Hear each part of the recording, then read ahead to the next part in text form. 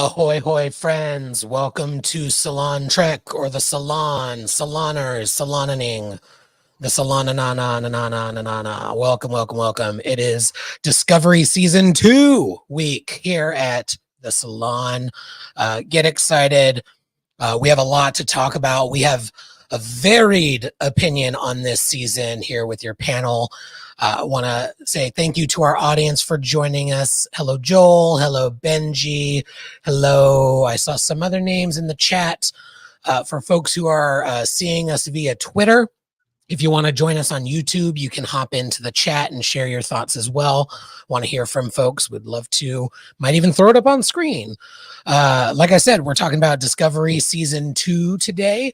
But before we get into it, a couple of things. Number one, we have a new voice joining us shortly, but running late from work. So a fun new guest voice that I'll be leaving you all guessing who is it until they get here.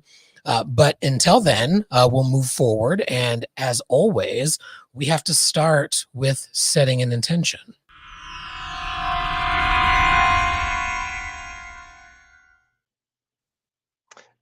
I'm starting to realize that it's just really creepy. Like I used to think it was cool that the candle pops up, and now I just look like I'm about to tell you all like about the headless Starfleet officer that roams Deck 12. Anyway, or the headless baby at Klingon High Command, or headless baby Klingon. Oh, thank you for bringing that full Sorry. circle. Getting us ahead. Because that was brilliant, actually. Because in true intention setting fashion, whenever we're talking about a season, this intention setter kind of begins there with the first episode and talking about we know Captain Pike was a great cadet at Starfleet Academy, but he failed miserably in astrophysics. So for the crew of the Salon, what class at Starfleet Academy are you probably failing? And I will begin, as I usually do, and just share with you that pretty much anything that involves zero-G. I used to think that I was quite the thrill seeker with regard to thrill rides and things like that, but like the older I get, the more I realize that like I don't like the unsettling feeling of falling, which is basically what zero-G kind of feels like. So I'm pretty sure rather than vomit in my spacesuit, I would probably just fail that class. Real quick, you know what zero-G feels like? That's classified, and I can't really discuss it. You do realize there are people that have experienced it that actually have like interviews and conversations. It's not top secret. But experiencing it is a lot different than having someone else describe it. And it's not truly the feeling of falling, but anyway, I just don't want to throw up. Okay, is that so wrong? What about you guys? We'll go around the room. We'll start with, I was going to say, thank you, Benji. We will start this week with Sohail, since he's been gone for a few weeks. Welcome back. And it's nice to be back. Welcome back. Let's start on a positive note. What class did you fail? Differential geometry, or probably complex analysis of function in hyperdimensional space. That tracks. I mean, I figured you were either going to say that or art. So Art, I can't fail art. I'm teasing you. Very good. Well, I don't know that anyone is necessarily going to have quite as many words to say, but we'll go to Will and see what he's concerned about failing. Oh, I wouldn't have joined Starfleet. Fair. So you failed the entrance. Sorry, I would have never joined it. I would never have joined. Sorry. I work in art. I don't think there's like this starship paintbrush. Like I don't think there's anything for me. I mean, somebody's making all those Aztec patterns on starships. Yeah, that's what I would do. Yeah. Or ship design. Like I would be the person who's like staging Shakespeare plays for all these people. Like clearly someone is. There's a lot of them. Staging Charles Dickens for fucking Patrick Stewart or Jean-Luc Picard on the Enterprise, because apparently he's obsessed with that. I'm still stuck on that. It still bugs me. Anyway, it bugs me. They live in the future and they're obsessed with this. These people had fucking dysentery. Like, get over it. Like okay, well, this is a you safe live in the space. future. You're in space anyway. We don't need to get back onto that. It would probably be something involving math, which is all Starfleet, which is why I wouldn't do it. The power of math, people. I don't have that power, so so not me. I wouldn't be in Starfleet. I would have All flunked right. out. So I give your answer a non-answer. My intention was to We'll be take it. unintentional. We will take it. It's still an intention, you. and Thank you. you're valid, and so is your answer. Thank you so much. Trevor. I'm making peace now, so that when we argue later about. Oh, that's No, not I'm going to kidding. happen later. No. Let's roll on upwards to Joanne. So I was probably a little triggered by this question because I actually failed a class in grad school. So I was thinking what the Starfleet equivalent would be. Mhm. So I felt like pastoral care and social issues. So I'm thinking like maybe interspecies relations or first contact. I kind of don't like people. Like, yeah. So, It's fair. It's fair. yeah. You failed interspecies relations because you were too busy focusing on emissary relations. Oh, yeah. Priorities. I thought I Priorities. did. I did a thing. Thanks, Joanne. Krista, what are you failing? Okay. I am failing in a nod towards more sociopathic tendencies. Navigating morality and ethics, effective leadership on a universal scale with a subset fail in telecommunications and video subspace conferencing skills. So I'm just going around creating havoc and not talking to anyone about it. I was going to say, is that your way of saying, yes, I know, I rant? Sure. Subspace communications. I rant, therefore I am. Listen, I think every organization needs disruptors, and I think there's a home for you in Starfleet, despite your failing at communications. Fearless leader, take us home. What are you failing? Oh God, probably a lot. I did not do well in college, and in fact dropped out. I ended up getting a job that was in my career field, and a degree was unnecessary, and then just ended up never going back. So I'm going the B'Elanna Torres route, I guess, but with less anger about it. I would fail anything math for sure. I'm in an operations field, so like I would be in the engineering and operations department. I would know how to reroute things and put things in different places, but don't ask me to add or subtract. Like I will transfer power, and I will be in the play that Will puts on, but that's about it. You're the ghost of Christmas past. In so many ways. Well, what a fun intention setter. Speaking of failing, no, that doesn't work. I was trying to think of a segue, but like I said, there will be different views of this season on the Salon today. And a quick programming update. Our new guest is not going to make it today. Just messaged me. So get excited for next week. Work got in the way, but we will move forward as best we can. Star Trek Discovery Season 2. We had a continuation of some of the behind the scenes nonsense that we had from Season 1. Discovery had a rough go of it the first couple of years. They had, in this case, 2 showrunners that ended up being fired, this time not for creative differences, but because they were absolute assholes to the writers and others behind the scenes. So I'm glad they got the shit canned, because you don't fuck with the writers and you don't treat people with disrespect. So may they grow, but away from the Star Trek franchise. So with that, let's start talking about Season 2. We'll talk about our top thoughts on the season, and then some of our favorite episodes, some of our favorite moments, things we maybe didn't jive with, things that we wish were different. Let's see how it goes. So let's talk about our top thoughts.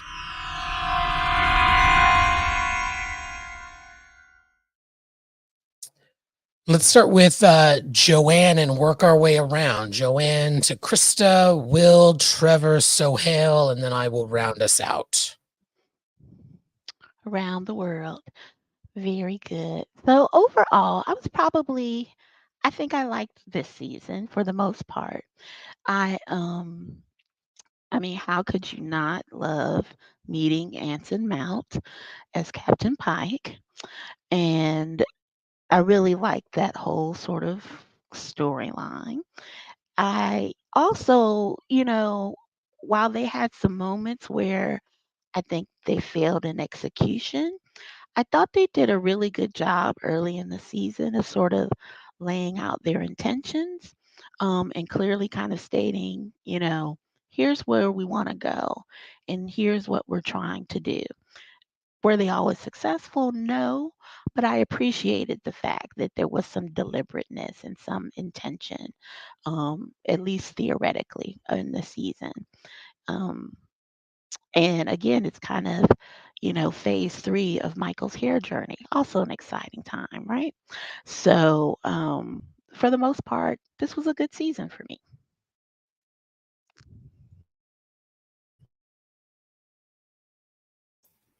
I find myself exhausted by the necessity of Burnham's character being in the A plot, the B plot, the C plot, the absolute necessity of her being there. I think you have an extraordinary ensemble cast, and I don't think it takes anything away from one-on-ones or scenes with other people if she is not in it.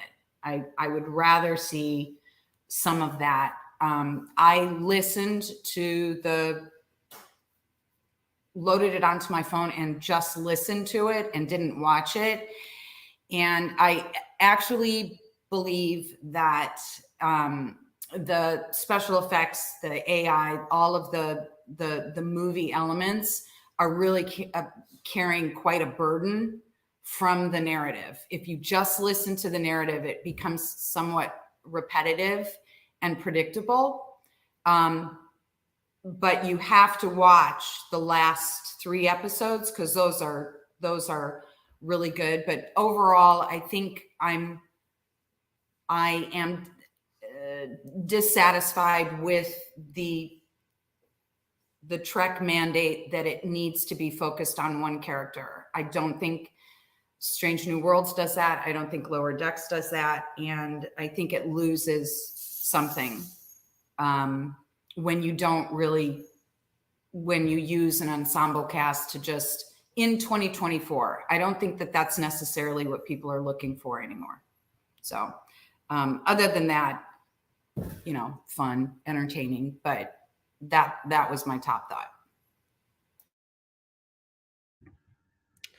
Okay. On a rewatch of the season, I found myself very frustrated with it. I found that it was it's very clear that there you can see the disruption in the way the show was being run. Like they clearly, Alex Kurtzman came. We lost the 2 earlier showrunners that replaced Brian Fuller, and then they brought, and Alex Kurtzman kind of stepped up to be the showrunner probably partway through their pre-production phase. And it's very clear that that's happened. This season there's very little of it that is of substance. Like there's things that are happening, but it is very thin development. I don't feel like the characters come out of them any other way. They kind of start where they end in a lot of ways. And I know people are going to disagree with me, but I don't think there was any significant change in the characters, especially Burnham. I feel like she was right at the end of season 1. She's right at the end of season 2. There was nothing that changed her relationship with Spock, but that was nothing that it didn't feel like that changed her character. And this season wasn't what the focus of this season was, not to tell a good story. It was to make an adjustment to a very vocal small group of fans. So there was a very small group of fans who at season 1 didn't like that it was set prior to the original series, that it's obstructing canon, you're killing my childhood, all that bullshit. So what they did, instead of going, well, suck it, move on, this is what we're doing, and doubling down on their own creative vision, they basically took 14 episodes to build a plot that would try and course correct Discovery.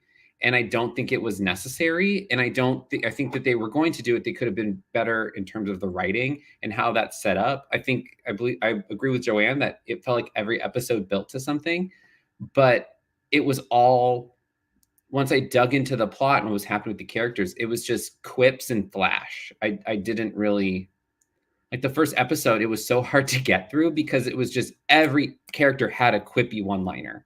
And then it just rolled like that the rest of the season. There was cool ideas, but like I just found myself really frustrated watching this because it was just, there was never a chance for us to enjoy a character for too long. It was just, I don't know. It left a really sour taste in my mouth by the time we got to the end of it. Because I knew that the entire point of the season was just to get Discovery out of the past and move it into the future, essentially.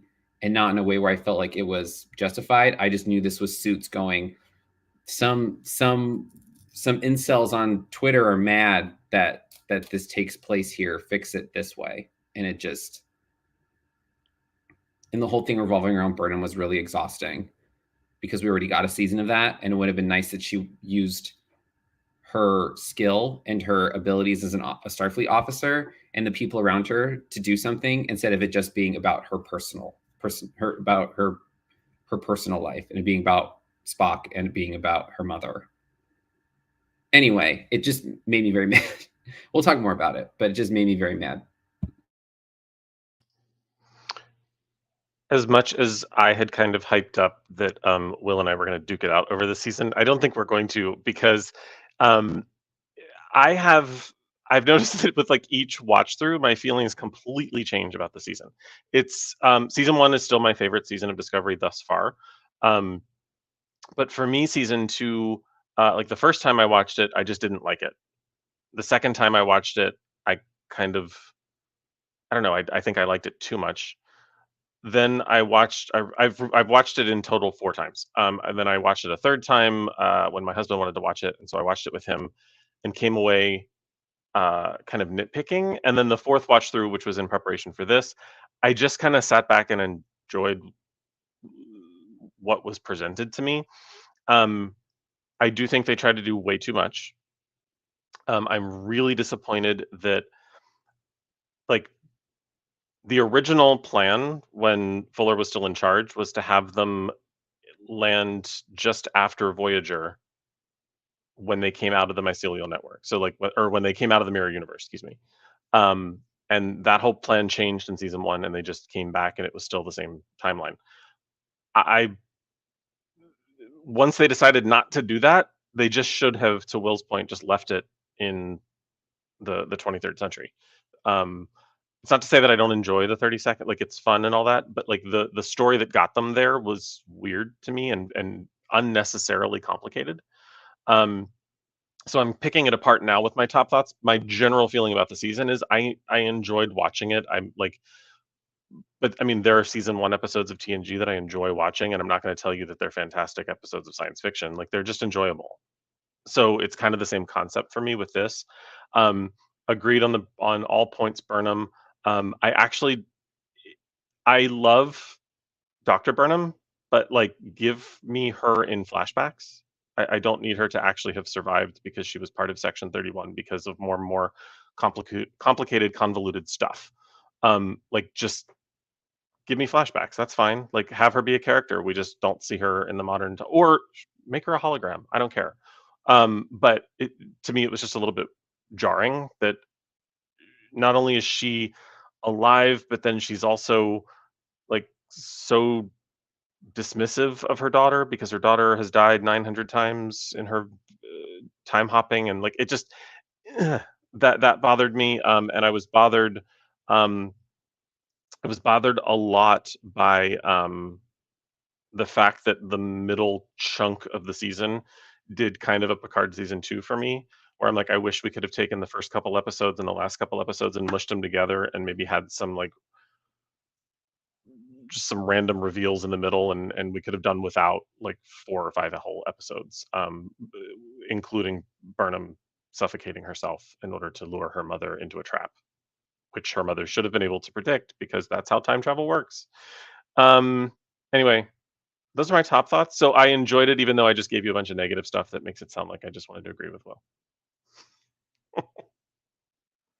It's okay. I'll take it. I'm not here to argue with any of y'all, but season 2 was awesome for me.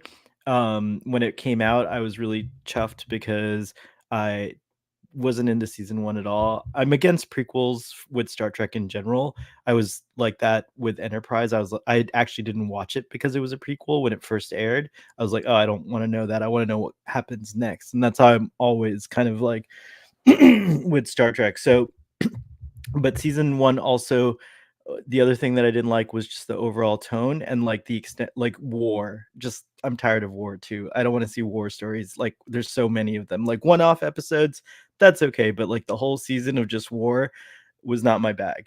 So season 2 was so refreshing, especially when like that first kind of bridge scene where we finally got the names of the bridge crew. I thought that was like a great step in the right direction.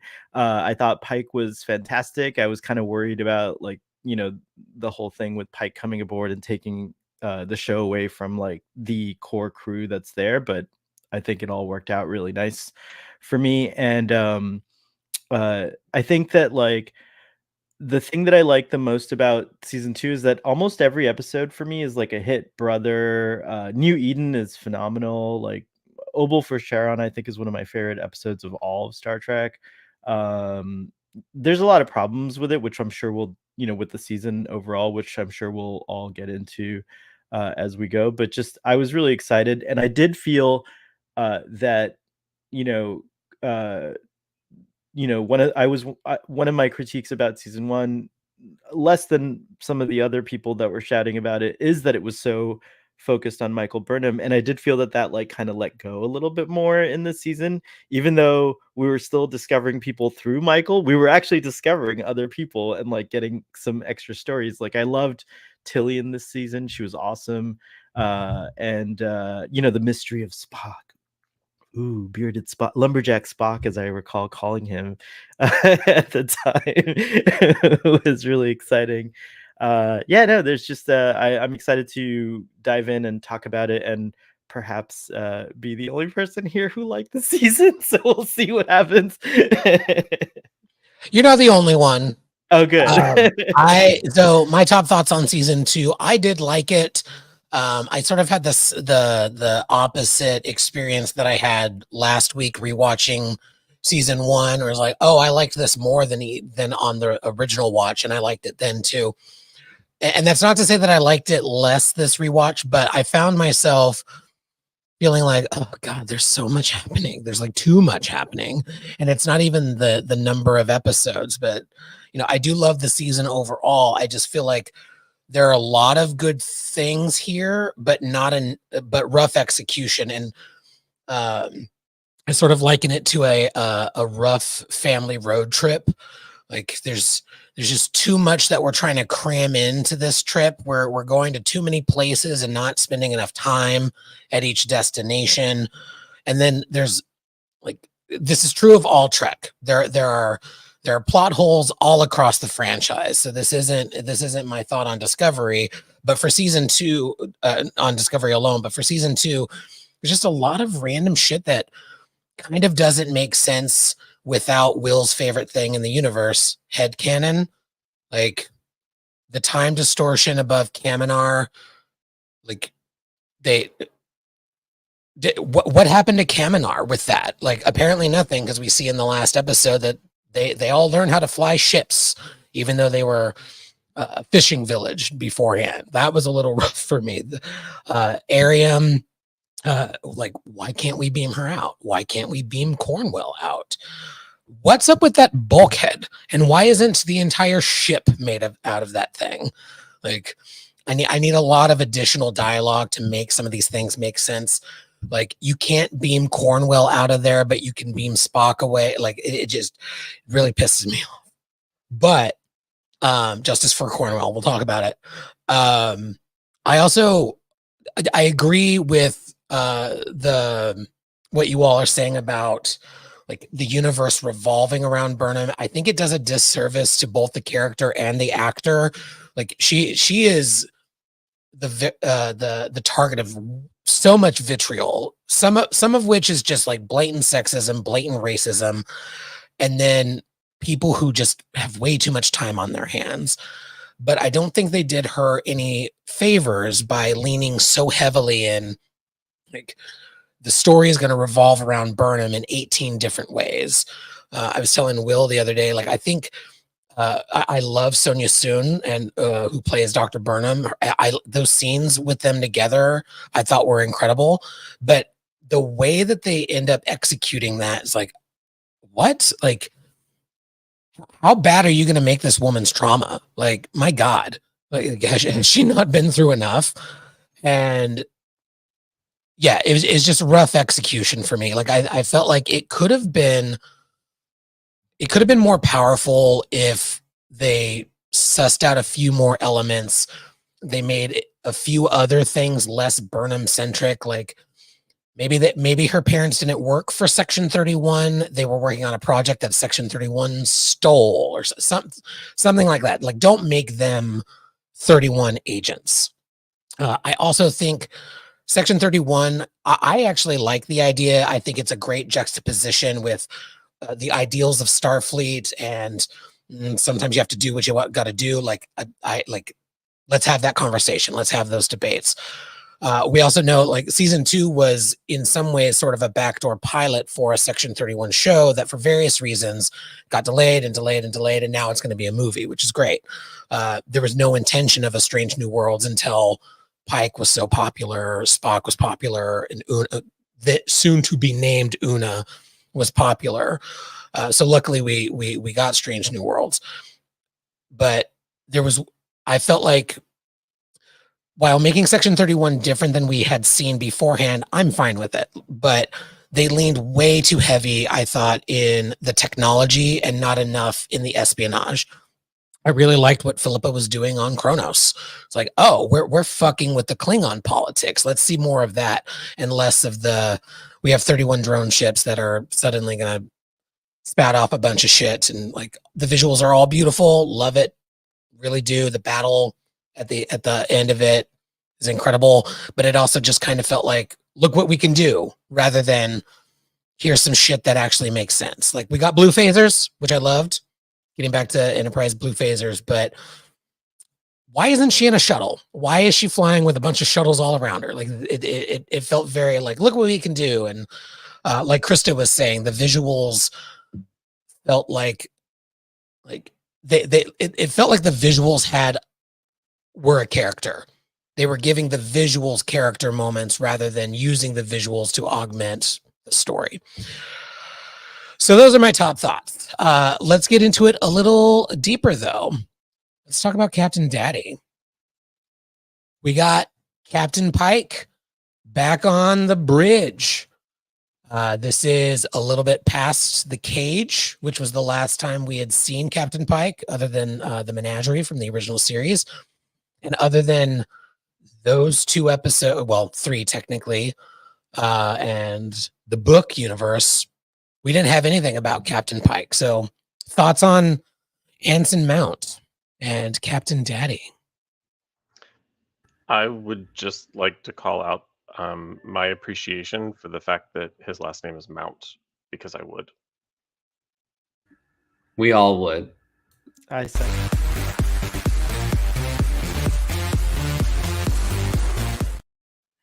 He Correct. knows. He knows. Question: does that count as 3? Because we all said it. Does anybody not want Anson to mount them? All right, it's gonna be 4 + 2 problematic allies. Got it. 4 problematic gay alerts, 2 problematic ally alerts, and just It's done. just for the reminder. In the arms of the angel. Everybody wants Captain Daddy. Done. That song So gets bad. me. I think I hear Patrice O'Neal doing. If it doesn't make "Puppies you- in a up. If it doesn't make you laugh and then want to donate to the ASPCA, then our job has not been done Right. properly. You know, God. cookies in a I cup. mean, it's Save the like, puppies. fuck you, Ca- Laughlin, for making me feel bad about not adopting every goddamn stray animal that ever existed. He's It's When I was- 3 in the morning after you fell asleep on the couch. Not even a point like during dinner you could fight it. 3 It's o'clock like in the morning. the point where you're donating money there, you're sending it to St. Jude. It's like anyone else. Jesus Christ, let me adopt everyone. Star Trek Discovery broke the kind of idea, or at least the pattern, that every prequel of Star Trek would be treated as a period piece, like, meaning if it took place during the TOS era, as we saw in Deep Twaining? Space Nine, huh? Twaining? Twain. But I say, Krista, you have just sparked my imagination and brought me.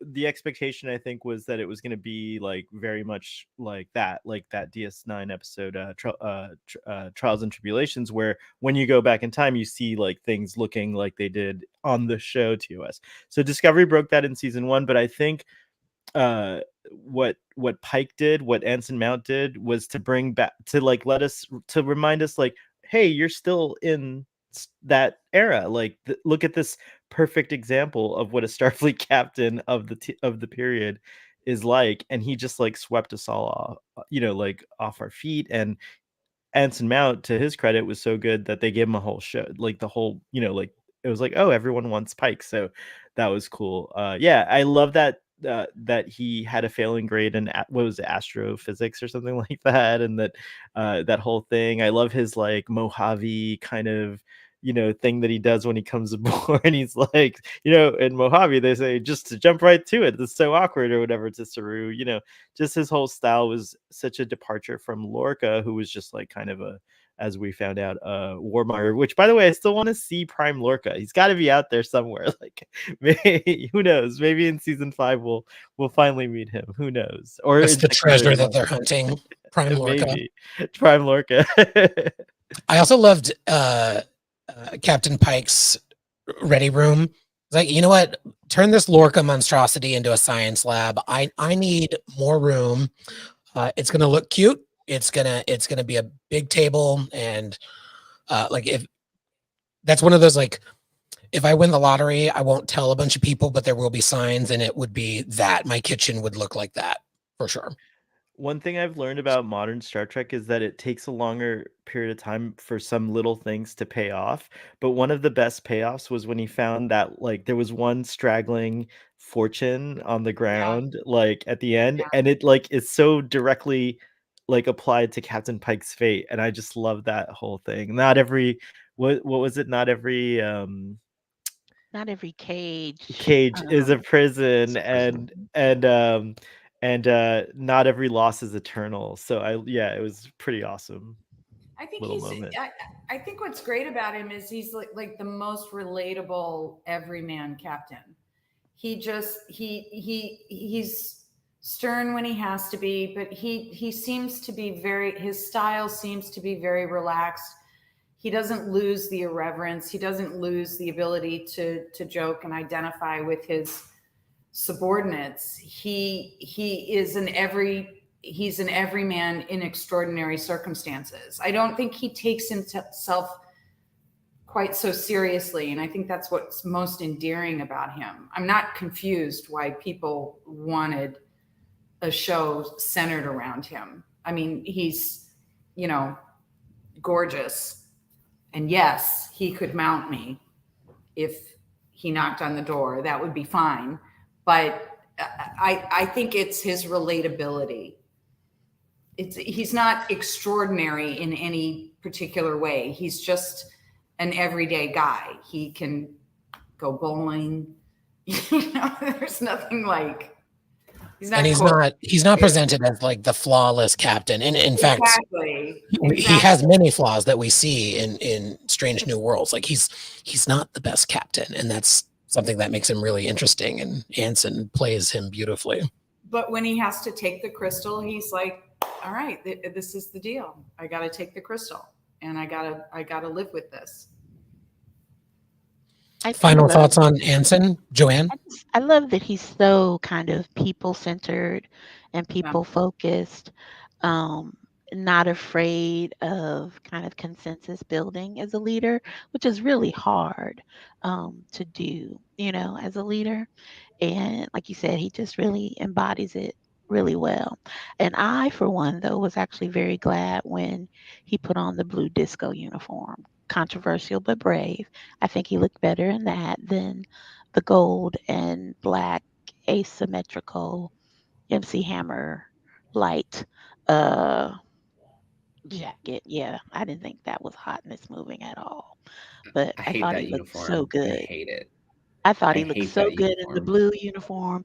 And You when he kidding? put I would on do him. I would so do him. I don't care what he shows up in in. that gold Fucking EV climb him suit, like a tree. get real. Oh my God. Yeah. So that was everything. Skin tight gold lame. Shit. So yeah. Gives new meaning to the term solid gold, right? Yes. Yes. Solid gold disco. How is Mountains that all not gold. an I interlude? know. How have we not made just the introduction to solid gold part of our? The only thing I just wanted to add about Pike is that and I think it's in large part due to Anson Mount. He's everything they wanted Archer to be that Archer never was. Yes, Mhm. that part. And I can elaborate more when we talk about Archer in 2027. I almost wish they had let him keep the long hair from Hell on Wheels. Like that's just an His aside. Strange New he? Worlds pilot hair was. Yeah, wasn't it like Great. close? Yeah, it's true. And I'm sorry, the peak hair. is a little much. I think Oh, this they got right, and then with additional gray, sure. But also, like, saw him twice at STLV, once sitting down at the table and we all walked by, and another time I was on my way somewhere and he and his entourage were taking him to a panel. So they were walking down the hall and then back into a hallway that no one could follow him in. But like suddenly I was just like sort of standing next to Anson Mount, and I just couldn't help but stare because What does he smell in like? person he's still fucking flawless. Like there's He smells good. what did you say, he Sarah? smells like I said, what does he evergreen smell like? lavender. Oh, I wish I had a sense of smell and I could tell you.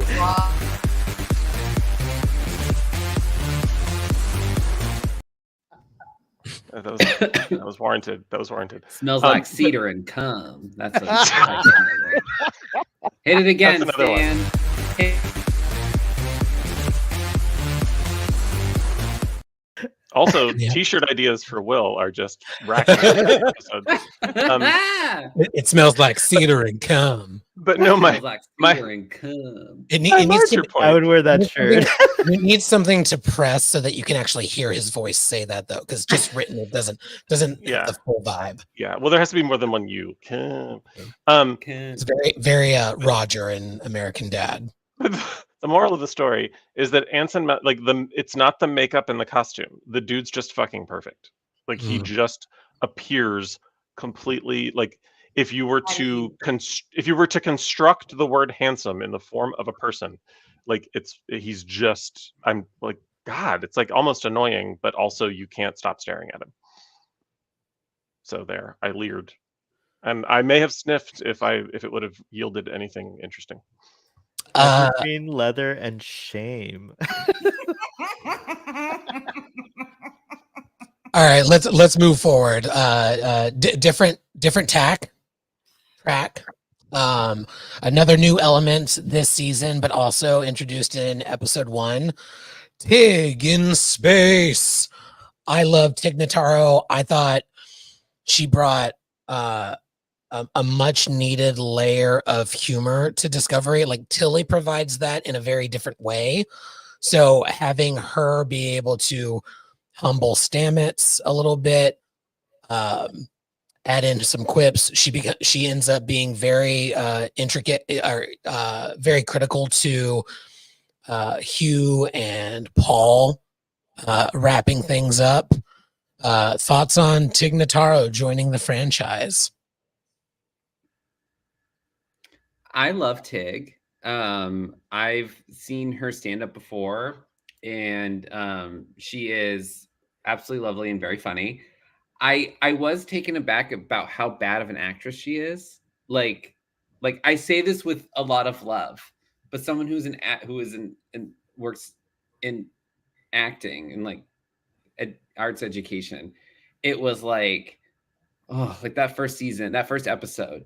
It is just, she is fighting her way through those lines, and I The techno love babble Tig. is rough for her. Like she's talked about it a lot in an interview. She's like, they had to Yeah. feed me my lines. I do not know what this shit is. Yeah, it shows. It shows. And she's not acting. She has said, I'm not in acting. This I am literally like, this is why I called it Tig in space. She's like, I am Tig in space. Yeah, yeah. I do think the character is welcome if she was the only one who was a quip machine, but everyone has a quip. Everyone has a one-liner this season. Instead of them writing dialogue or like having like a moment, it's like, here's a snappy line. It's like, girl, I don't need that. Like it's really frustrating because like there's time, like it was the first episode where they're, I think with the Discovery's trying to get to that, all that shit's happening with the little weird pod things, and then like Saru, his like little tentacles come out, and then he looks at the other officer and goes, oh, like you're surprised. It's like, Saru wouldn't fucking said that. Like that's such a shitty thing for him to say. But if you're gonna have the quip, center it to Tig, who can deliver that instead of making that poor person act. Just let her do quips. I love her. I think she's gotten better. I think that her and the other than in 2 and 3 and 4, I think she's utilized really well, and I think that she's very good in those seasons. But this was just, I love her, but like, woof. Can I have my first Will argument? Yes, let's go. It's really not going to be that exciting. Because I'm mostly agreeing with you, and I actually appreciate that. Like for the first time in Star Trek, there's a character that is specifically just breaking the fourth wall. Like in my opinion, like she's literally there to actually comment on Star Trek. She's not a character that's talking about what's going on. She's just like, she's the audience telling you what's happening in the episode. But one thing I did really enjoy and found touching was when she talked about her wife passing. That piece, I thought, you're right, she's not acting, it is taking space, but in that moment and just in that whole scene, it felt like maybe it's because Tig's delivery of comedy is so dry that when all of a sudden there was like the tiniest little inflection of feeling in her voice, and she wasn't trying to do like the ship's about to explode, hurry, do she wasn't doing that kind of acting, which she struggles with. She was just having a conversation with someone that they don't give her very often. It kind of worked for me. So that's the only time that I would challenge that view. But I agree with you for the most part, and I don't think they're not even trying, to your point. It's also work for me. I don't have I haven't performed enough to like kind of critique, but you're absolutely right. She doesn't seem like she's like acting or creating a character. It's just Tig Notaro, but it worked in this setting for me. Like, it was like, I just think that like my biggest thing was like, I think when the season came out, I was like, oh, where is she? We want more of her. But then I found out later from her interviews that she was terrified.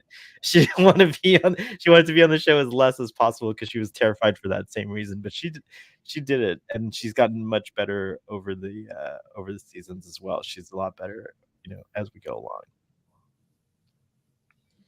Get off my ass, sir! Get off my ass, sir! Oh yeah, that's right. That's right. And when they're high, on the what about her most imperial majesty, Philippa Georgiou? Thoughts on Philippa's arc this season? Can I start with her? Yeah, go ahead. I love Philippa. I think Philippa is an interesting character, whether she's related to anyone on the show or not. And I think my favorite scene with Philippa is when she was interacting with Burnham, and she was basically saying, you brought me here.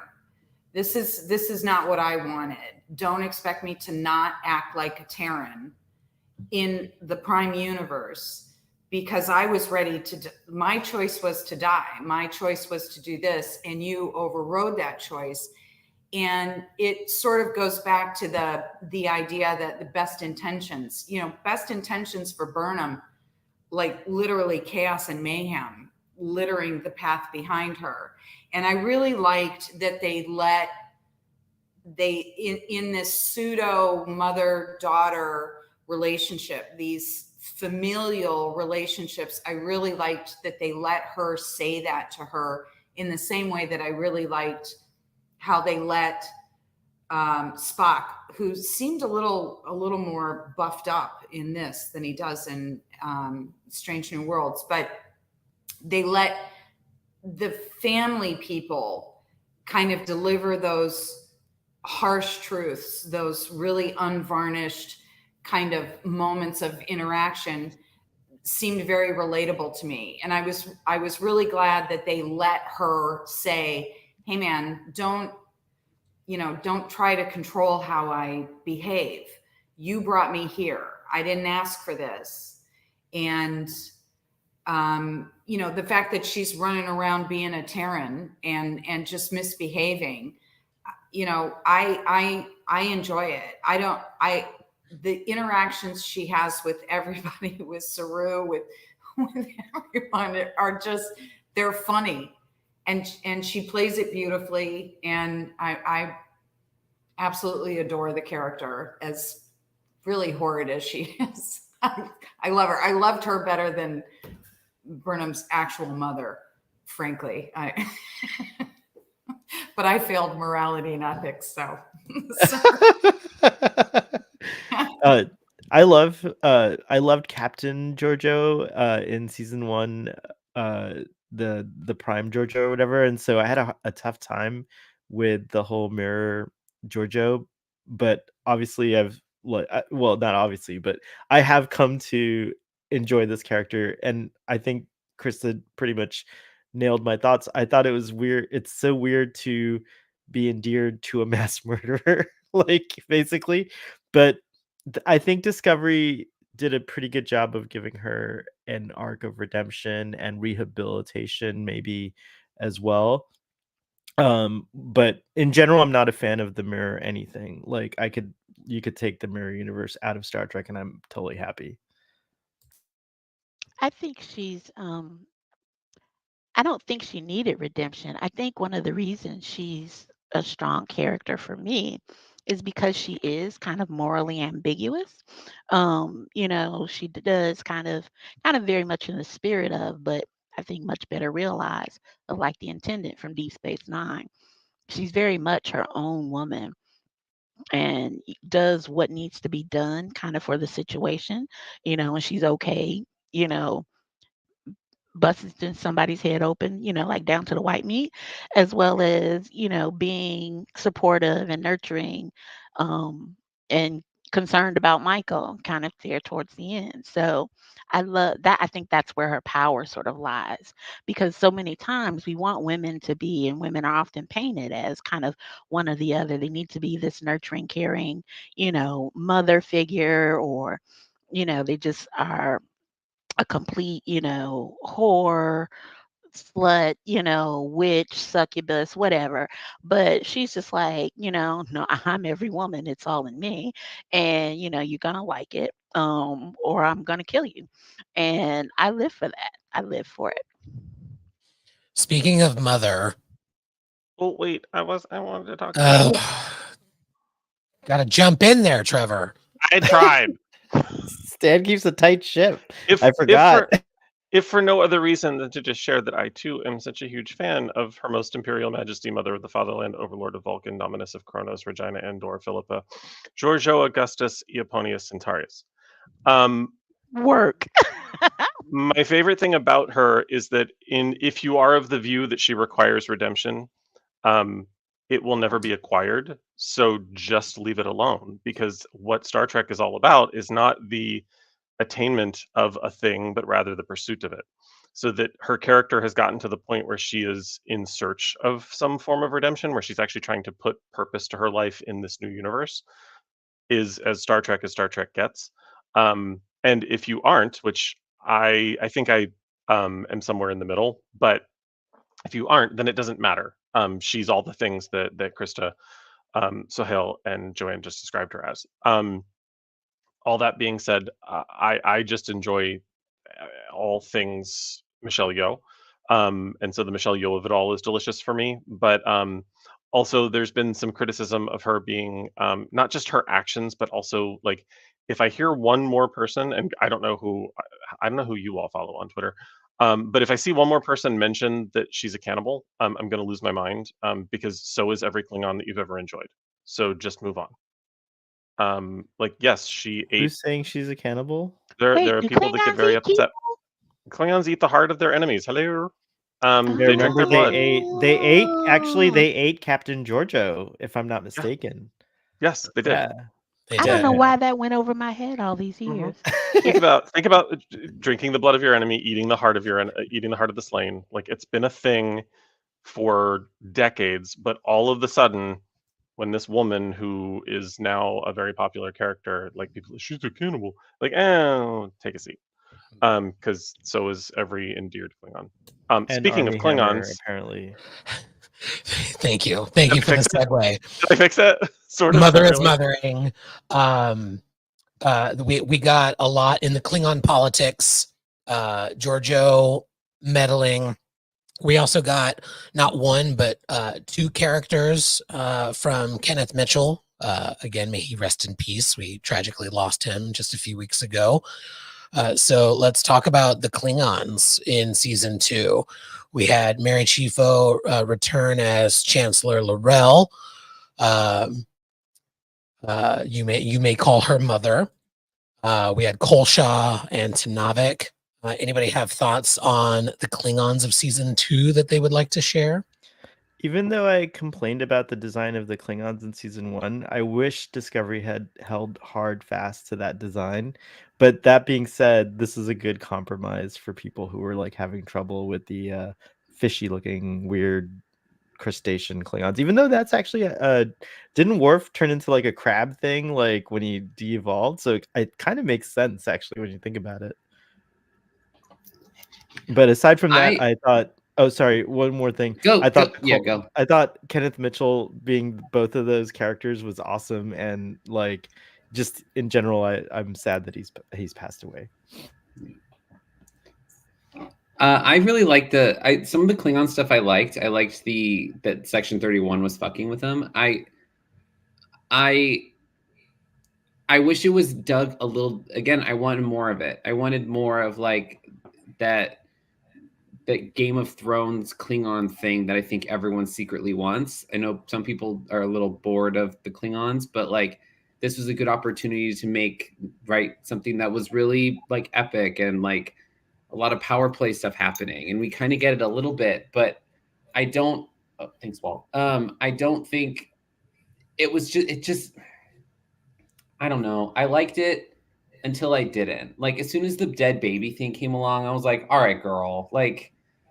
Okay, like this is not Mother. This is not Mother. We're streaming. We say fuck now. Yeah. This was not Mother. This was a teen mom. She teen mommed it. Like this was not Mother. This was a teen mom. Like I can't with it. Like I like that actress. I like L'Rell, but like her immediately being Chancellor's a little much. Like there should have been more of like her fighting to get to that point, instead of just wielding the bomb, which was an issue from season 1. But like, I don't know. I thought the character design was a little bit better where they kind of found the middle ground between the two Klingon designs. I do kind of yearn for the weird, the fish Klingons, because they did make me laugh in season 1 because they look so fucking weird and the actors could not talk in the prosthetics. But like, anyway, that's my thoughts. When I think about it, I don't like it, but when I don't think about it, I did like it, which is pretty typical for this season, I think. Any other thoughts on Klingons, or shall we move forward? I like the D7 coming into canon or whatever, like the origins of it. I kind of don't like the character, like the Voke Tyler character. Like, he was just played out, so I'm glad they kind of like retired that character. But he was in this. I don't know. I didn't like their whole thing, that whole vibe. But yeah, that chamber where they were having like their Klingon meetings or whatever with the lava and everything, I thought that was a really good set piece. That's it. Those are my last thoughts on the Klingons. Let's seek out new shapes. The sphere. This was one of those. This episode was a little rough for me. I ended up liking it, but it felt like, wait, what the hell? Like, is this one of the signals? Is it not? Like, it kind of came out of nowhere. But I thought it ended up being pretty interesting, and it will come back into play in seasons 3 and 4. But anybody have thoughts on the sphere? I think this is one of my favorite episodes. Yeah, the sphere data thing and Zora's origins and the Discovery like becoming I forget the German word for it, but like a live ship that can protect its crew and all that stuff. Like, all of that was stuff that I was eating up. What I didn't like was I thought the Saru stuff was like overdone. Like, it could have been like cut in half. Like, he suffered like way too much, I thought, and it was just like, credit to Doug Jones for doing it, but like, it was just a little too much for me. And the drama of like kill me and all that stuff, like that was it still doesn't play as well. But I ate up the whole origin of the sphere, this thing that's been going around the cosmos for 100,000 years, and like it was very like Star Trek at the end, where they're like lowering the shields and literally trusting one of their officers like intuitions and stuff like that. I thought that was a very cool thing and very Trekky, if you will. I love all that, and I love where it goes from here. What happens with Zora?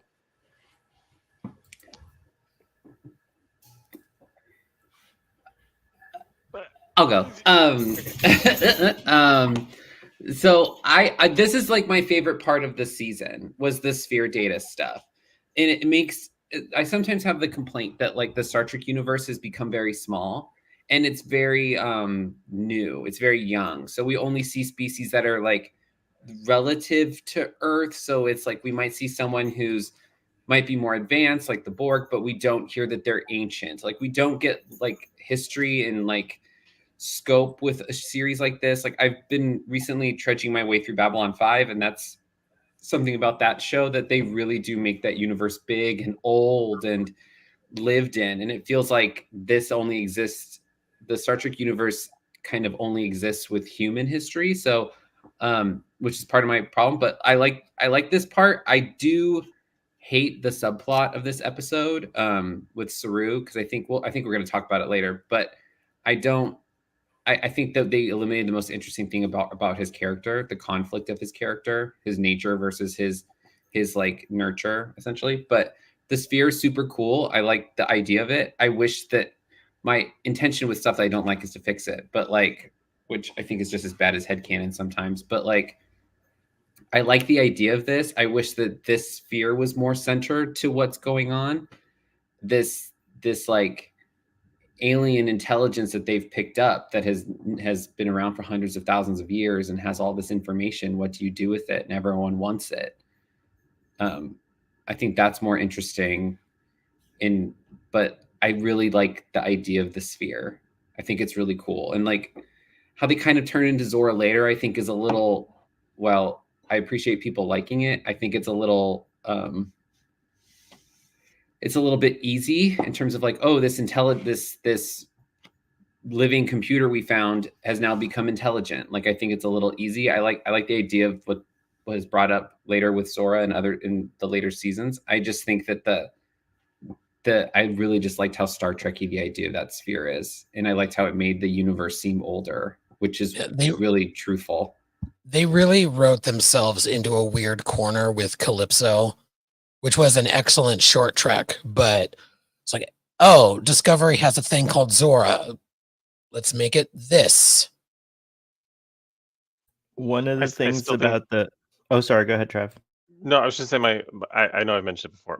The theory that I've read, and it actually fits and it makes sense, and it's not really headcanon if you think about it. They've revealed that Zora can dream. I still think it's a Zora dream. I think Calypso is entirely a Zora dream, and that's going to be. It's not, but it's. See what happens when you try to type your comments over my comments. Your screen flips. No, that was Trevor Leave me alone, confounding you. Buzz. there's an entire bit about Zora dreaming, and I think the only reason that they wrote it was to explain away Calypso. That said, the only problem I had with the sphere data and the episode in and of itself was I appreciate more the idea of leaving Saru intact now that Will's kind of framed it that way, but with his change, the only thing that really rubbed me the wrong way at first was forcing Sonequa Martin Green to deliver the dialogue while crying, "Is it truly inevitable?" No one talks like that when they're in the middle of sobbing and being like, it comes out clunky, and with the clunkiest of stuff, she can still deliver because Sonequa was wonderful and in all things. It takes me out of the scene every time. Like, it's just bad dialogue, and that doesn't happen often for me, but it happens there, and it makes me mad because I love both of those actors. I don't know if season 2 does a good job at conveying this, but my headcanon, here we go, is that, or like my deeper observation that perhaps was unintentional, or maybe it was intentional. But anyways, to get to the point, the sphere data, what was interesting about it is that, like, in the hands of Discovery, it becomes Zora, and like when it's nurtured by these people and the data, or like whatever the proto consciousness is there. But it could also go into creating a more powerful control too. So I like that there's this like thing of like, well, it's just knowledge. I don't know what Discovery's trying to say about, like, exactly AI, but I think that the taking the sphere data to the future is kind of a commentary on, are we really ready for what's coming with super intelligent AI that's just around the corner? It's like a few years away. So it's an interesting thing, and it still kind of like gets my mind thinking about AI, especially now that we're getting closer to having, like a nutty experience with what's coming down the pike.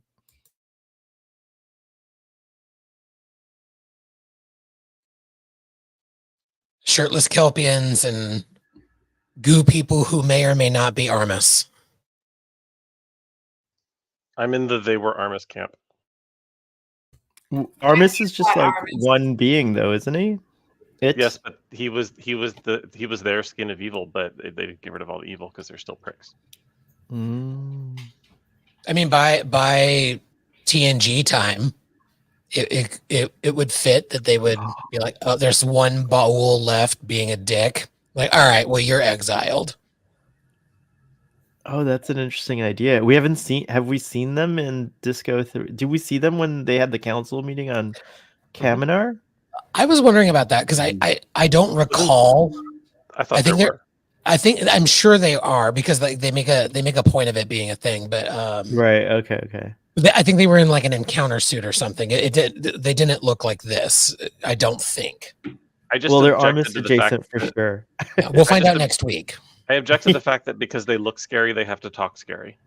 I kind of wanted them to talk like Doug from Up.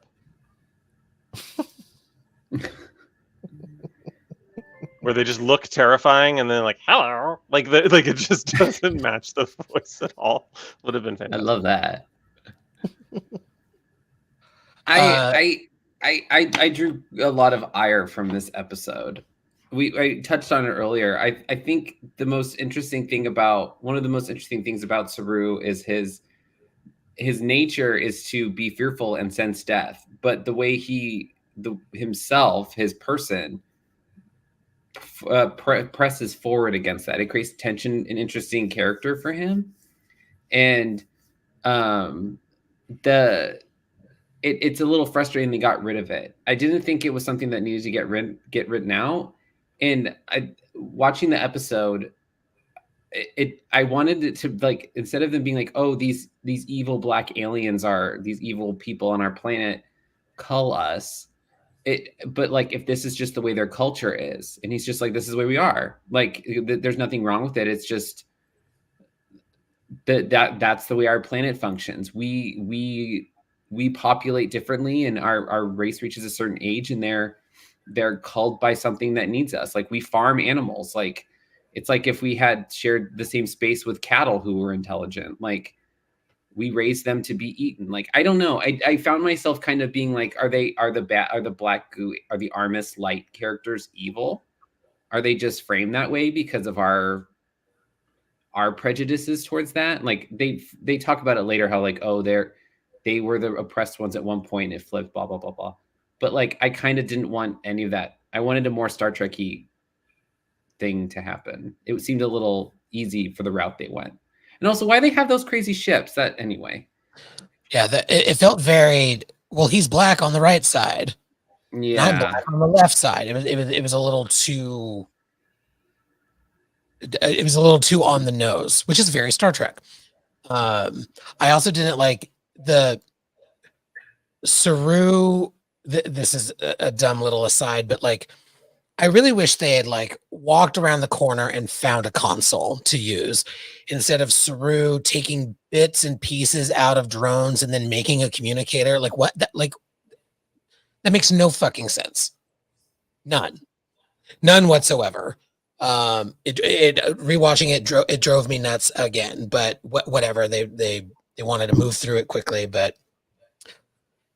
Ugh.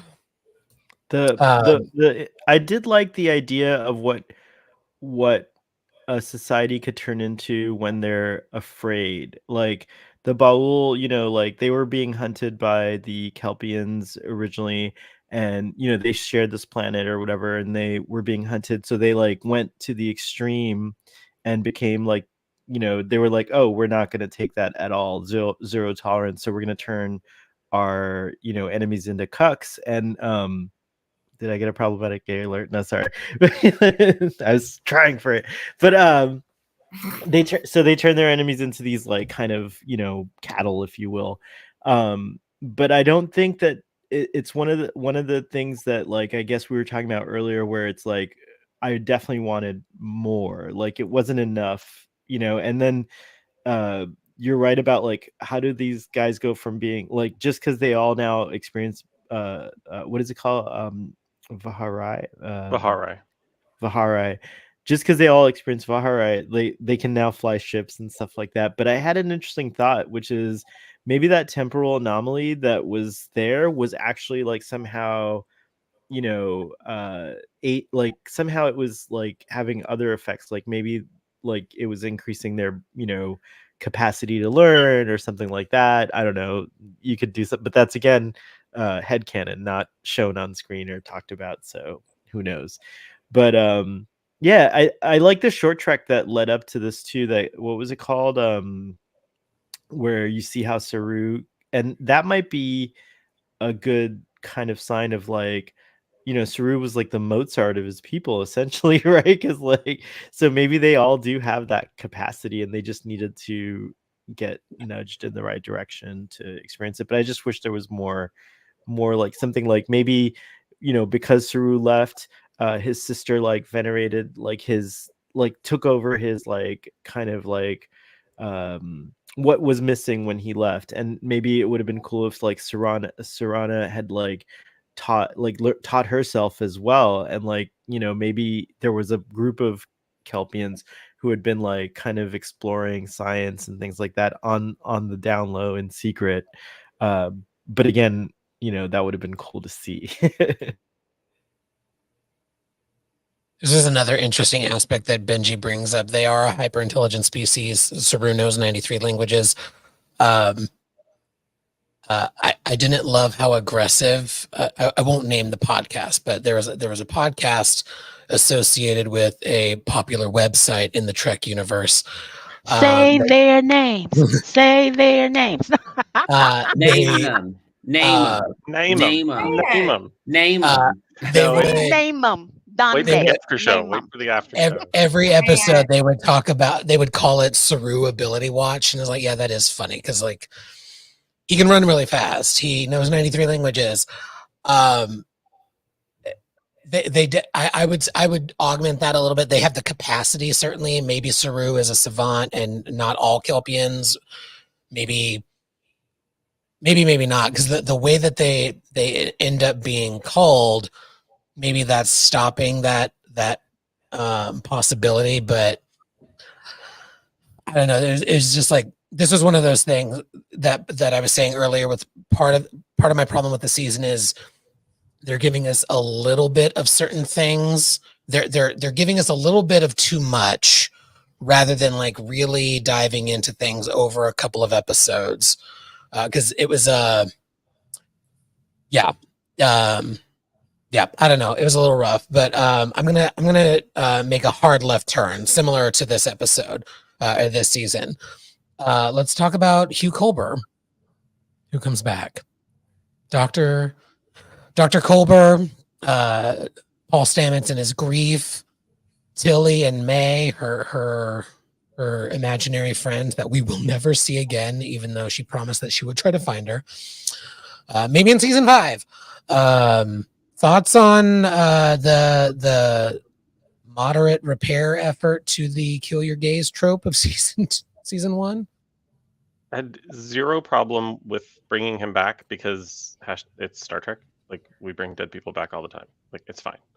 The way they went about it was just so weird. Like, I mean, had he died in the midst of a spore jump, like there was no. They clearly were going to bring him back when they filmed his death, but it was like the notes on how were lost in a fire or something, and they just had to come up with like another better like it was like, and then we'll figure it out later. Who cares? Yeah. So, or he was killed in the chamber. Like, I don't know. There are any number of ways that would have made better sense, or they could have just brought him back another way. I honestly thought for the longest time we were actually going to get Mirror Culber, who was going to also be redeemed and become a good doctor instead of a torturing one in, mirror-y ways. But I don't know how I would have felt about that. Probably negatively, but I have no problem with him returning. I'm glad he came back. I think I like the direction they took the character more in season 3 and 4, as he sort of moved into a ship's counselor position. But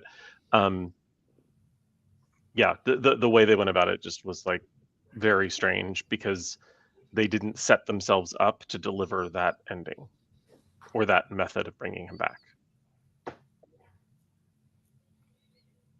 Bringing him back was like a net positive overall, but I do think that, I know we all just say like, well, it's science fiction, no one really dies or whatever, but I was happy to have Wilson Cruz come back. I was kind of torn about like Culber, the character, coming back, because the death to me felt really like, I was really like mad about it. Like, I was really mad about like his character dying. I really loved Dr. Culber. So I don't know. It just feels like, well, nothing really. Now when someone dies, I'm just like, oh, maybe they'll come back. Like, there's not really any like, stakes, I guess.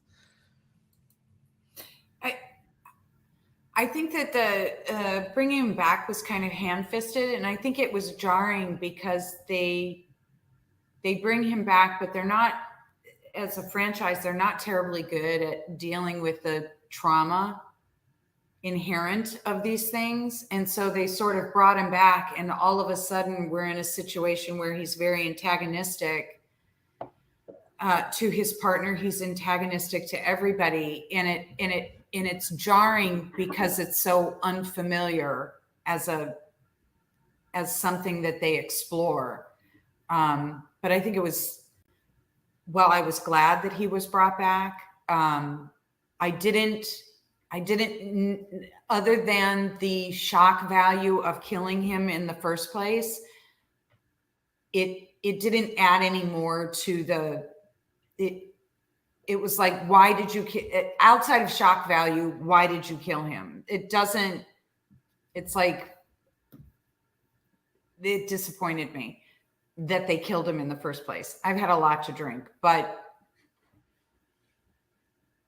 yeah, I'm going with that. Yeah. I was just like, it's just fucking ham-fisted. Period. Yeah. This was like, I think this was the first major course correction that the series made based on fan reaction. Because as soon as the episode came out that they showed that that Culber died and the reaction on Twitter, I remember like almost immediately like the like Discovery writers Twitter being like, he's coming back, don't worry. And it's like, why kill him? I'm sure he is, because people were pissed and I was pissed too. I was like, of course they're going to kill the one gay partner. Like, come on. Like, and I think that I don't have an issue with him coming back. The way it's done, I think, is a little lame. But again, my problem is that this wasn't at the service of a character. It was not at the service of Stamets to make him less of like a fucking bitch on mushrooms. Like, that guy is so fucking unlikable in the first season. It is impossible to enjoy him on screen. And he kind of lightens up a little bit being around Tilly and all this other stuff. But like the first season, he is, I'm sorry, a fucking cunt. Like, he is a fucking asshole. And they don't really give him a reason to be. He's just a bitch. And he's like, I'm on a ship and they took my thing. Okay, great. But like, come on. Like, it's him. He's mean for the sake of being mean. And like, and it just, there was no service to it. It was just to correct, like, this whole scene is just to correct an issue from the prior season. It's just to fix the thing that they did. They wanted a shock value. They wanted to show Ash Tyler being a Klingon and this kind of break in his character, this big reveal they thought they had that we all knew from the second he showed up on screen. And it's just like, it's this huge course correction again. And it's frustrating because it would have been nice to show Stamets burying Culber, meeting his family who maybe was upset with him about maybe that Culber went to space to be with Stamets. And now they blame him for Culber's death. Like, give me something instead of him going, I can use this mushroom thing I made to find him and this weird little fucking, this annoying girl that's following Tilly around. Like, it's just this whole episode. I just want to, I literally skipped it. I was like, oh, I remember this. And I just went next. I can't watch it. It's so annoying. And then he comes with that weird space vagina. Over. Done. I'm really glad that you mentioned Culber's parents, because I had a real problem with, there's even reference to, oh, I thought about sending some things to your mother. So like, clearly like, oh, mom exists. There are parents. And then in like 5 episodes, he's like, yeah, fuck my parents. I'm going to the future with my husband. Like, they don't even show him grieving. He's like kind of upset walking around engineering, and he's just kind of like detached. And then all of a sudden he's like, I'm having dreams about Culber and the mycelial network. It's like, mama, that's not the mushrooms talking. That's grief. That's schizophrenia. Like, baby, like, no, like, deal with your shit. The most normal thing they showed them doing was brushing their teeth side by side. It was like, so we've gone from brushing our teeth side by side to he's brought back to life. He's going through trauma. He has nobody to talk to, and everybody gets attacked. And it's like, why couldn't we just have, I'm so happy to see you. I can't wait to talk to my family. Bring me back. And like, why did it have to be just shit? Why did Here's a rewrite. Like, just do what you did with Gray to Culber. Next to one another again. What's the fucking problem? I thought they could have graded Culber. Yeah, they could have graded Culber. Like, and at first maybe Stamets could have been ignoring it because he's like, oh shit, like the same thing Tilly went through with May, where it's like, this is a sign of a mind, falling apart, like not believing that it's Culber, and he's like trying to, ghost essentially. But it's like, but yeah, it was, and then again, that's like another thing. It's like, oh, we get another iteration of this with Gray, and it's kind of a little too on the nose. Like, okay, like, so it's weird. Discovery has a weird thing with resurrections. I did like the fact that, so let's we'll throw in a quick positive, that his death existence was needed to end. Like, he couldn't stay there. Like, that needed to, like, having him trapped in the mycelial network and sort of being attacked, and him being alone and him running, like, that bit worked for me. Had his arrival there made more sense. And since they knew where they were ending it when they began it, why didn't they begin it in the Spore Cube, in engineering, during a jump something that made more sense instead of just a tear from my high on mushrooms husband transported my soul. Like what? Like it got a little too charmed for me. Which, not to harken back a few episodes, but yeah, got a little too charmed for me. Well, I mean, if we're talking, and then we've got Ash and Burnham, which is just like one Twilight movie too many. Like that the whole fucking angst of that. Thank you. Bring me book. Thank you. Let's just move it along. They should just made, like, if they were gonna bring back Wilson Cruz, they just should have made Culber a twin and just have that be Culber's twin who gets transferred to the Discovery. Gone I full was soap secretly in opera. love with you the Give him a whole time. mustache, like, yeah. Oh yeah, no, And he's it's like- me, wink. Like, And he's like, who's that sassy blonde cunty engineer? yeah, that would have been funny. It's the whole season is Stamets trying to scam on his straight brother-in-law. That's I hilarious. have a thing for assholes. Yeah, it's a family trait. Which is true. And speaking of family traits, let's talk about the Red Angel. Will's favorite aspect of season 2. I'll kick us off. Like I said earlier, I love Sonia Soon. I loved the scenes with Michael and Gabrielle, but oh boy, the coincidence upon coincidence of the universe revolving around Michael Burnham is just one or two things spread out across a season or two. Sure. This was just way too much because we had several episodes of talking about Spock. They like that bothered me as well, which we'll get into. Like we didn't even see him until episode 7. Stop talking about him. Introduce the concept of Spock later. Same thing with Dr. Burnham. If less revolved around Michael, the reveal I think would have been more powerful for me, and the idea like, oh shit, it's her mom would have been more powerful for me. And again, I also think I do not think they should have been Section 31 agents. I think Section 31 should have stolen the technology that they were researching. It was just like this is more of a comedy thing, but it was a bit of a hat on a hat. Like it was a convenient twist on a convenient twist on a convenient twist. It was just a little too much, and I think it lost a lot of the power that it could have had if they didn't have not only is she not dead, but she was with Section 31 and she's the Red Angel. Like there were too many layers to it.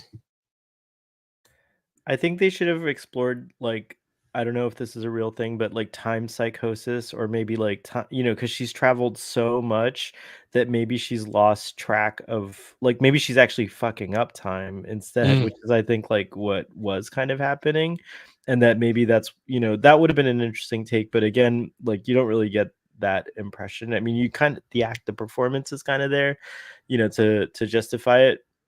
Overall, though, the Red Angel I thought was a pretty time madness. Yeah, I like that, Joel.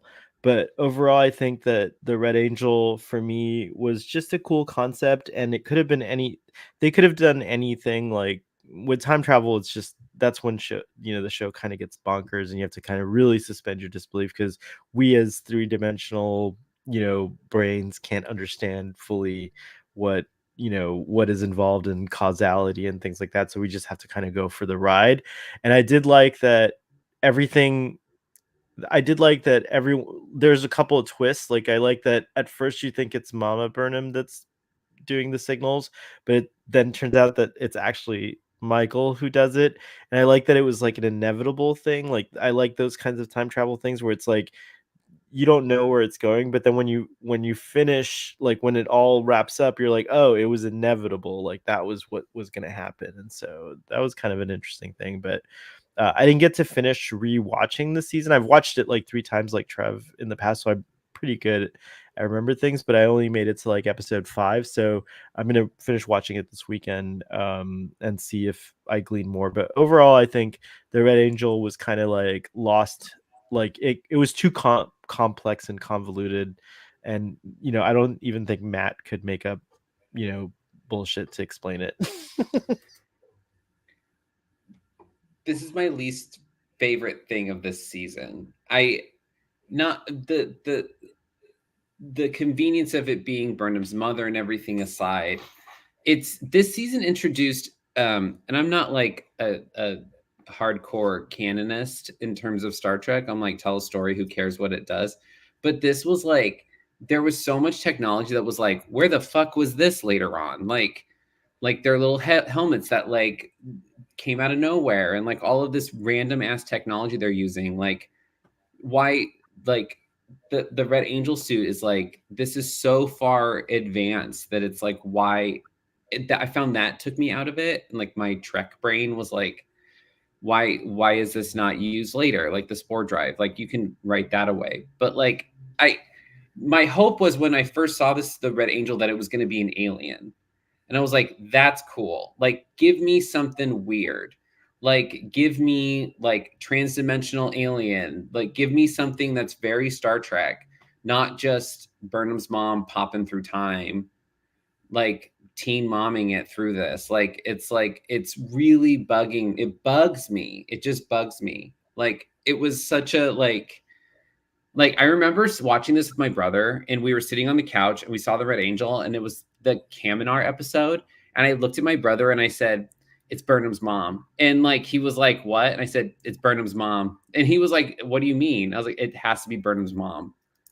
Because of the way that as soon as he saw the hands, I was like, it's Burnham's mom. And then like a couple episodes later, he was like, remember when you said that? And I was like, yeah. I just felt it coming, because the show centers so closely on Burnham that it couldn't have been something that tested her. It has to be something that comes from her this season. I felt it as soon as we got to that point. And I was like, this is absolutely related to Burnham. And I think that it just needed more. It needed more time. There's no time in this episode, and it's a whole season built on time travel. It's like, there's no time for anything in this season, and especially this. Like, it would have been nice if it was her mom researching this Red Angel character and her having to relive logs and like having to watch her mother and like all of this. Like, anyway, my tendency is to fix this. I, like Krista, have drank a lot today because I've had a shitty week. But my coworker also gave me an edible, so we are living. I'm about to fill this up. But since Dan's not here, I hate this. I hate this so much. Anyway. Can I just say that I think it was a very interesting choice that the show decided to have, Spock be so obviously attempting to convey the idea to Michael that not everything has something to do with her, only to end up with the entire conclusion of the season to have something very specifically to do with her. And I agree with you, Will. When they show the Red Angel, I wanted to believe that it was something different, but because it is such a single character focused show, you knew it was going to have to come back to her in some way. So when Tilly says, it's your genetic match, I was like, well, fuck it. Now it's going to be, it loses something. The POW factor immediately goes away.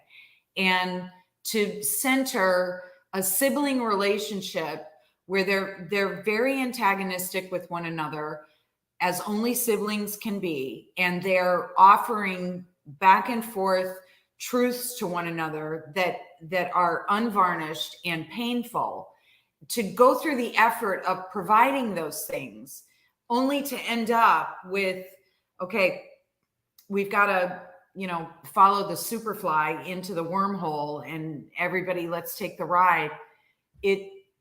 I was like, well, okay.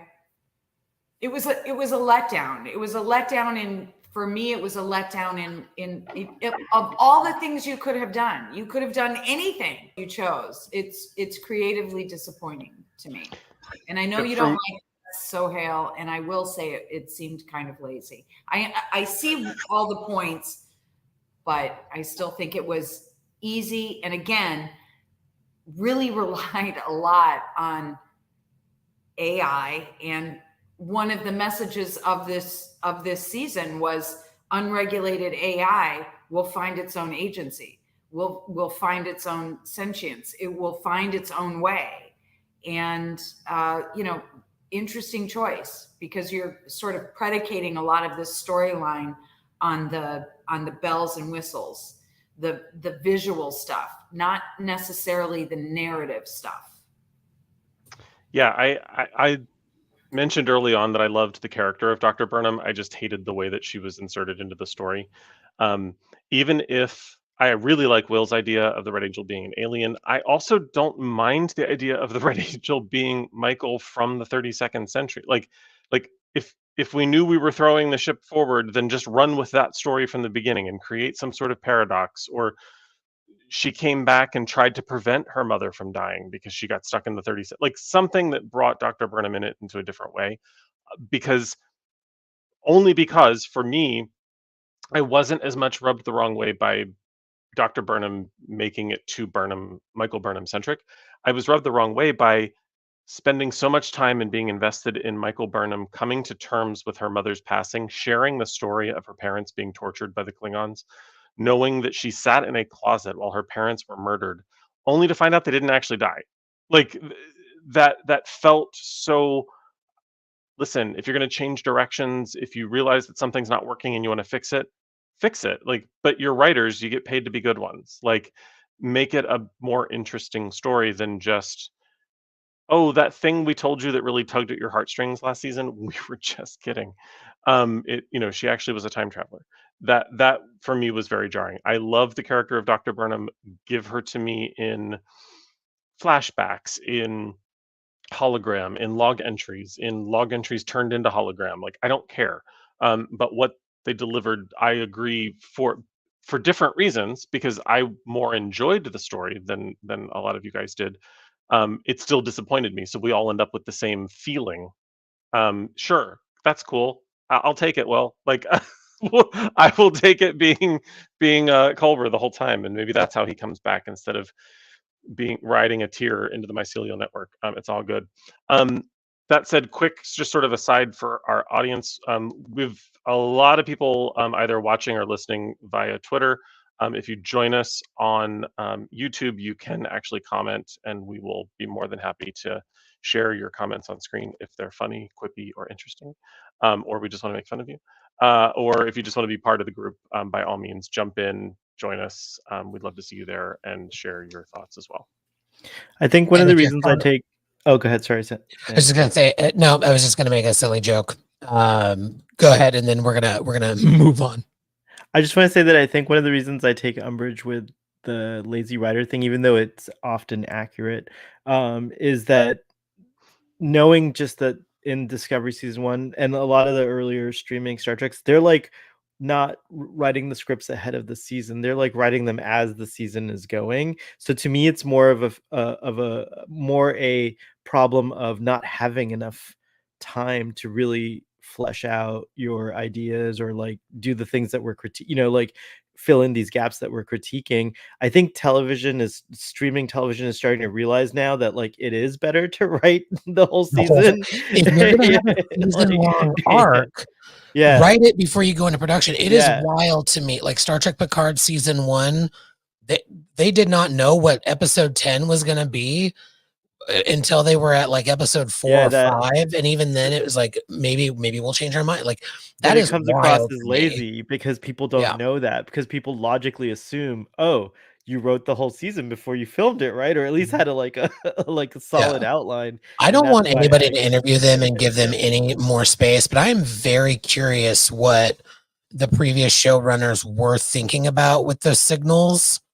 Like was the Red Angel even a thing in their minds? Like, or were the signals going to be something completely different? Because they never quite explain. Like, yes, Michael ends up triggering the signals that we had not yet seen, But in the very first episode, they're like, we have 7 signals, and then we don't. And they never reference all 7 of them at the same time again. Like, how did you? They don't ever say which ones. We're short 2. Rewatching the season, they don't. 2 of them never explain. The other ones were in episodes, but there's 2 that they never. The last one is the one that Spock sees that says that they're all okay. But there's 2 other signals that they don't ever reference in the season. Also, you get all the way to the 32nd century and you can't figure out another way to send a signal to your brother in the 23rd that says you're okay. Yeah. You have to send a nondescript red burst, which no one knows what the fuck a red burst is anyway. But you have to send a nondescript red burst into the sky so that he knows that it's you. Like, you couldn't send, like, I don't know, a letter? Like, something, like, literally anything that just says, hey, we made it. We're good. Thanks. Love you. Bye. But that was the suit exploding. We find that out in season 3, right? Like, she sent it back in time and then it explodes. So she destroys the suit, which is wonderful. Yeah. But that doesn't tell me that everyone made it. That just tells me that you sent the suit back and blew it up. Yeah. That's true. That's a good point.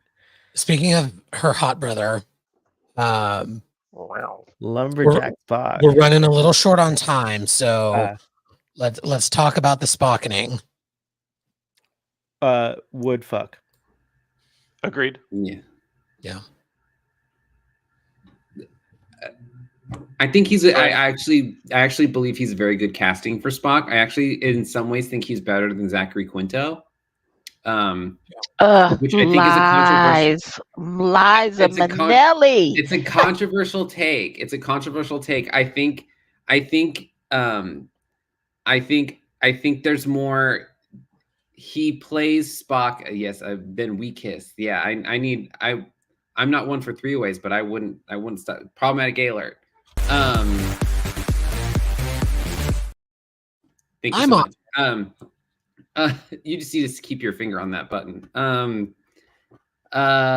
Yeah, I like his character a lot. I don't think he was necessary for the season at all, but like I do like Ethan Peck as Spock, and I think he plays this character pretty well.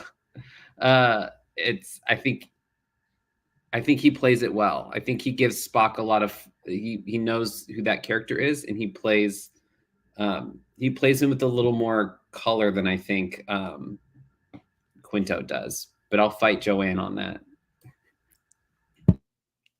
I like him. You'll fight me on that. He gives me himbo Spock vibes, and I don't know, it's just kind of like that. But I do agree. Sorry, Joanne, but I do agree that he's like his Spock is a little more interesting than Zachary Quinto's, even though because you think he's hot. No, I also think Zachary Quinto. I also think Zachary Quinto is so hot. Listen, we all think they're both hot. That is not a question here. All my strength not to be like, hi, there is an empty trail over here. Can I meet you naked? Like, it was very difficult. He's a lovely man and very attractive. Like, I hope this isn't disrespectful to The Departed, but like if I traveled back in time to the 60s, I'd do me some Leonard Nimoy all day long. Yes. So all of the Spocks can get it. That was the thing. Viewers were super into Leonard Nimoy and Spock, and I think it might have been a point of contention for the lead actor who was hoping that they would get the attention. Girl, that's a whole other episode. Yeah.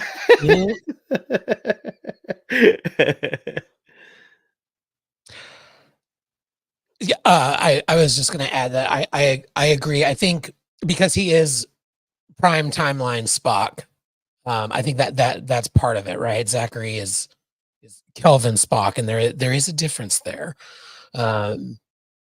whether intentional or not in the acting front. But they're both lovely and both could get it. I would lose control. Speaking of control, haha. Let's talk about Control. Let's talk about Leland. And all of the things that Control does. This was just, I apologize for the pun, but Gant can also get it. Yes. When I found out what was happening I remember at the time I was like, yes, Gant could get it, but I was really hoping we would see that other Shinjo officer But then when we saw Gant's fate, I was like, okay, well, the hot ops officer is somewhere else with me. Oh, the guy that got sucked out into space? No. Well, I mean, he could also get it. Listen, they could all get it. The entire I know bridge crew of something the else USS that can get Essential. sucked out.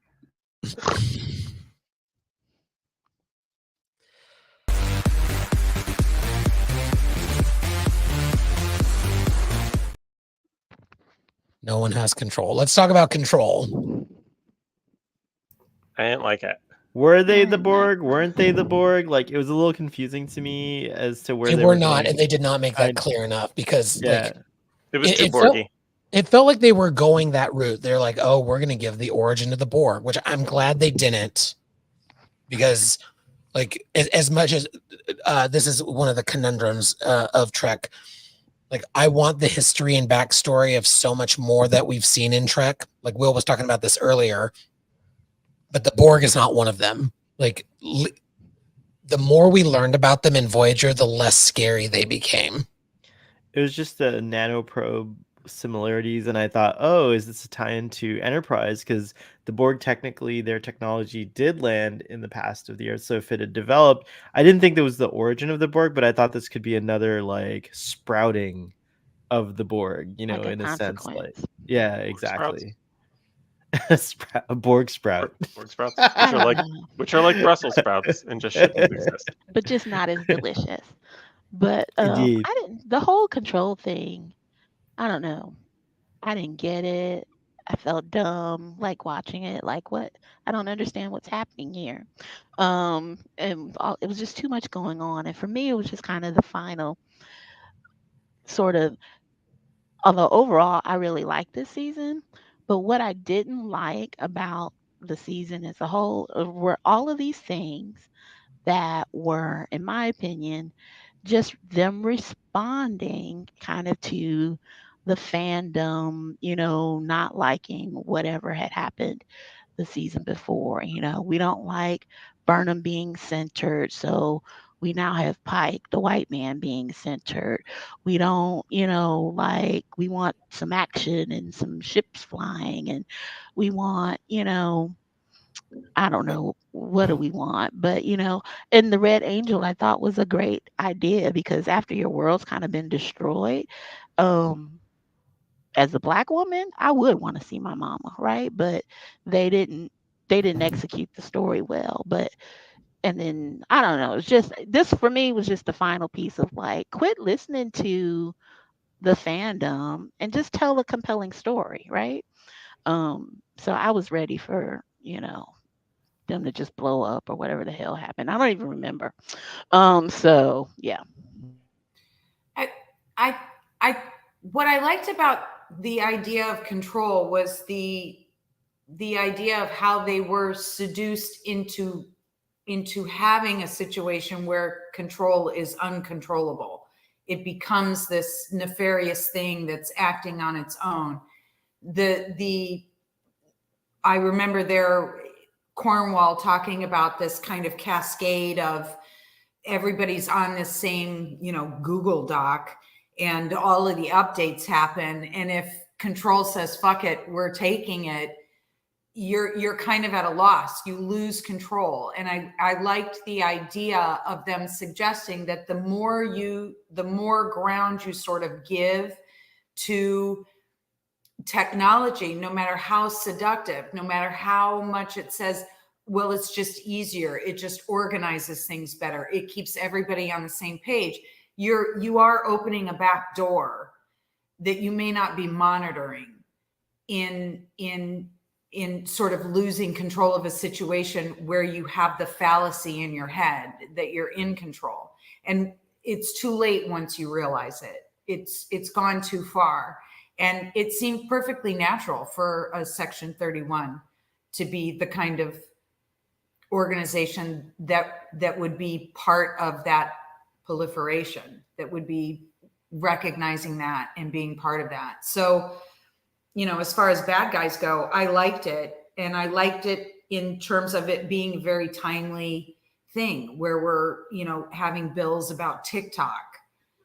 how about we ban AR-15s instead first? Why don't we try that? So it's the whole belief that technology makes things easier versus technology actually can shut you out if you don't pay attention. And I liked that theme. I liked the theme of it, but it's kind of a deep dive.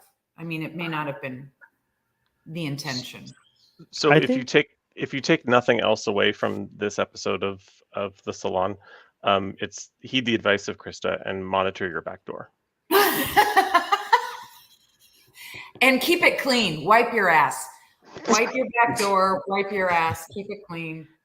I think the movie studios had been using, or TV studios and movie studios had started using AI, and I wonder if like the writers were kind of like telling a cautionary tale because they knew what was coming to the public with ChatGPT and some of these other technologies, and so now I think again I have to finish watching the season, but I feel and Control's just starting to ramp up where I left off, but just from memory, it seems like now it's like more relevant than it was. Like it kind of seems like we're all heading in this direction, like and I don't know if we're ready for it.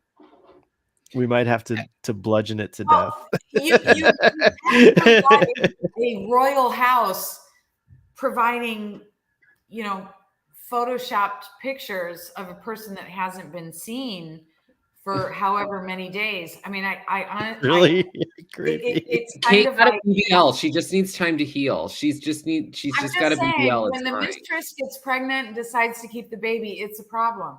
But the idea that you can control these things is the fallacy that we tell ourselves in order to get the ease of progressing. And there's a cost to it. And rarely ever do we contemplate the cost of it. I'm going to course correct with this image that's on screen because we're going in 18 different directions. The guy I was talking about is the one at the helm station, the bottom right. I cannot think of his name. I could not find his Prime Universe version, but he's hot as fuck. And yeah, so just circling back to that moment. And if he's watching, and he's single, at only stands 85 on Twitter. Please, I am a very giving lover. Oh my God. I am push the fucking button right now. You don't give yourself enough of them. Push it right now. I am a people pleaser. Let's just say that.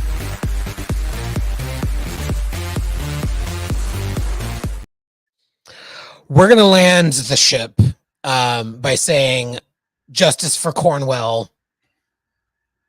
Should not have killed her.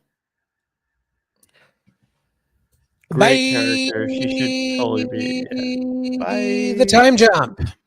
We'll be talking about it more next week when we get into season 3, the 32nd century, into the future.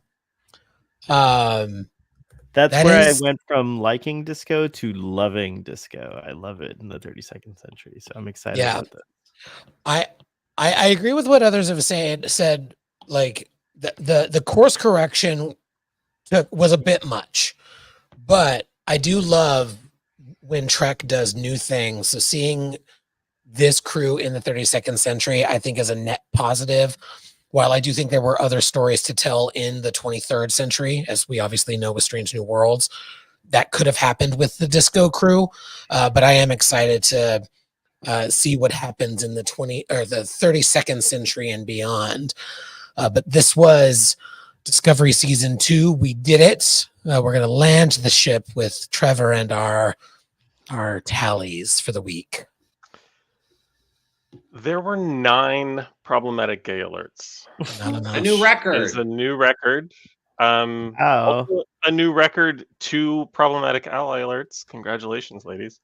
There were no TOS alerts, despite the subject matter. There were no canon alerts, and there were sadly no Bev alerts. But there was a new point in a new category. Sohail twained once. So I did add one Sohail twaining alert. Bonus points, 69 bonus points to Will for Cedar and Cum. Yeah. Yeah. 2 bonus points to Stan, because I don't like to give Stan and I a lot of bonus points because it just seems unfair. But 2 bonus points to Stan for segueing like a boss, because it happened multiple times and I was very proud. Brought a little tear. 50,000 points to Fathery in the comments for naming your dog after a sci-fi character, because that just kind of touched my heart. And a new way of allocating points, 750 milliliters of bonus points to Krista for managing through being salon girl wasted.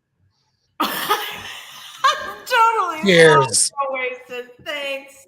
You're welcome. Y'all, we did it. Let's jump to the future. Next Thursday, 6:30 p.m. Pacific. We will be here live for our friends on Twitter. Love to have you there.